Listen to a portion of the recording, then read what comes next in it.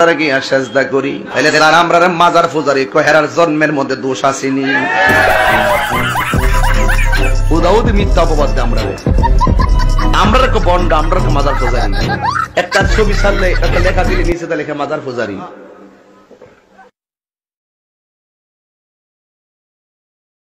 গিয়া সেজদা করি তাহলে আমরা মাজার পূজারি কহেরার জন্মের মধ্যে দোষ আসেনি। উদাউদ মিথ্যা অপবাদ আমরা বন্ড আমরা মাজার পূজারি। একটা ছবি ছাড়লে একটা লেখা দিলে নিচে লেখা মাজার পূজারি। আলীকে মদিনায় বিষ্ণুই পাঠালেন আর বললেন, যত উঁচু মাজার দেখো ভেঙে মাটির সাথে গুড়িয়ে দাও।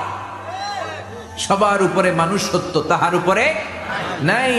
এজন্য কবরকে সিকিউরিটি দিতে হবে, কিন্তু গম্বুজ বানানো যাবে, লাল সালু দেয়া যাবে।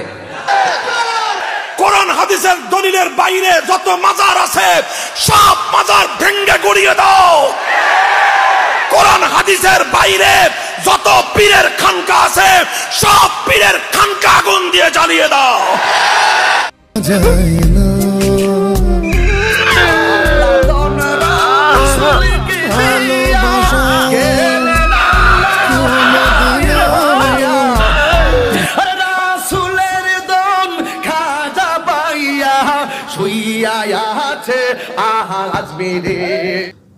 তিনি বলছেন যে আল্লাহর ধন রাসূলকে দিয়ে আল্লাহ গেলেন গায়েব হয়ে, রাসূলের ধন খাজায় পাইয়া শুইয়া আছেন আজমিরে। কেউ আল্লাহ পাক রব্বুল আলামিন তো আলিমুল গায়েব।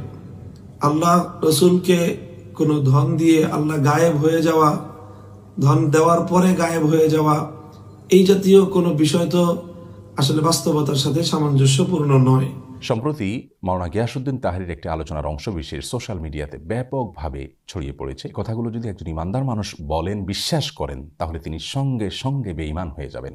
পাক্কা দাজ্জালের নাম হচ্ছে ওয়াজের ময়দানে গিয়াসউদ্দিন তাহেরী। এই দাজ্জাল খান্নাস ইসলামের যে ক্ষতি করেছে। ওয়াজ মাহফিল তো কোনো কোনো ক্ষেত্রে এখন হয়ে যাচ্ছে সার্কাসের মঞ্চ। একজন কমেডিয়ান, তাকে বানিয়ে দিয়েছেন আলেম। বাউলের মতো গান গাওয়া যায়, ডিজে জিকির করা যায়, হ্যাঁ, মানুষের সাথে অহেতুক কিছু কথাবার্তা বলে টাইম পাস করা যায়। হ্যাঁ, বাসায় কি করলাম, বউ কি করলো, চা খাই, কফি খাই, এই করি সেই করি, মানে এগুলোই চলছে। বলে কিনা বলে ছাগলে কিনা খায়। এজন্য ঈমান বাঁচাও, ঈমান বাঁচাও। এটা দাজ্জাল। এটা কি বলেন? দাজ্জাল, সাফ দাজ্জাল।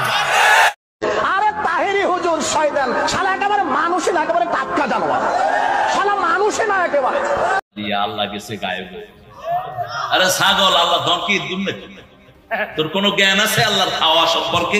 আল্লাহ গেছে গায়েব হয়ে, এই কথাটা যে বলবে খালি তাহেরী না, এই কথাটা যেই বলবে ইসলামী স্টেট কায়েম থাকলে তার ফাঁসির মঞ্চে দিতে হবে। গিয়াসউদ্দিন তাহেরী এটা তো মৌলবীই না, এটা মৌলবী না।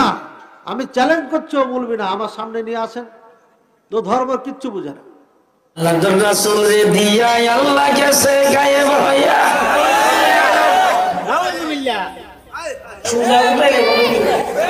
আল্লাহর ধন নবীকে দিয়া আল্লাহ গেলেন গায়েব হইয়া, নবীর ধন খাজাকে দিয়া নবী গেছেন ফকির হইয়া। ডাইরেক্ট শিরক।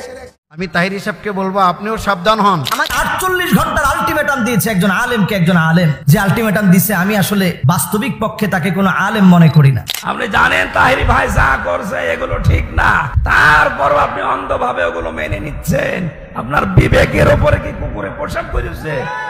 24 ঘন্টার আলটিমেটাম দিয়েছে আমাদের এক ভাই, তাহেরী ভাই। আসলে বুঝলাম না মানুষটার যে কি হলো, আমি কিছুই বুঝতে পারছি না। কোন কথা বললো আর কি সে করছে? এ ব্যক্তি মুশরিক হয়ে গেছে, কোনো সন্দেহ আছে? না। এ ব্যক্তি শিরক করেছে, কুফরি করেছে, কাফের হয়ে গেছে, সন্দেহ আছে? না। এমন কিছু অসভ্য মূর্খ বক্তা বের হয়েছে যারা ময়দানে ওয়াজের নামে মানুষকে মুশরিক বানায়। খাজা বাবার গান গাইতে যাইয়া শিরক করে আল্লাহর শানে, রাসূলুল্লাহর শানে। সব বাজারি ভণ্ড বক্তারা মানুষকে মুশরিক বানায়, কাফের বানায়, বেদাতি বানায়। সুনামগঞ্জের মাটিতে তাদের জায়গা দিবেন না, জুতা পেটা করে বহিষ্কার করবেন এইসব। আল্লাহর ধন রাসূলকে দিয়ে আল্লাহ গেলেন গায়েব হয়ে। জোরে কয় না নাউজুবিল্লাহ। এই আকীদা কি তাওহীদের পক্ষে না বিপক্ষে? আল্লাহর ধন নাকি নবীরে দিছে, নবীর ধন খাজারে দিছে। এখন আল্লাহ খালি হয়ে গেছে গা, নবীও খালি, সব এখন ধন বয়ে রইছে ওই আজমিরে। এর লাগে হের হাত থেকে কেউ খালিয়া দেবি না। 100% শিরকি কথা। এই জাতীয় আকীদা যে প্রসার করবে ও বেঈমান হয়ে মরবে। আল্লাহর ধন রাসূলরে দিয়া আল্লাহ গেছে গায়েব হইয়া। আস্তাগফিরুল্লাহ বলে কি? এই কথাটা কোরআনের সরাসরি উল্টা। যেই বক্তা এই কথাটা বললেন যে আল্লাহর ধন নবীরে দিয়া, নবী আল্লাহ গেছেন গায়েব হয়ে, নবীর ধন খাজা হয়ে, এখন খাজার দরবারে গেলে খালি হাতে ফেরা যায় না, এর কি ঈমান আছে না গেছে বলে? আর যে আল্লাহ পাকের কুদরতের সাথে, আল্লাহ পাকের মুলকিয়তের সাথে, ক্ষমতার সাথে, সিফাতের সাথে, আল্লাহ রাব্বুল আলামিনের ওয়াহদানিয়াতের সাথে, একত্ববাদের সাথে যে ব্যক্তি এরকম কুফরি বক্তব্য দেয়, এরকম শিরকি বক্তব্য দেয়, এর ঈমান থাকার কোনো সম্ভাবনা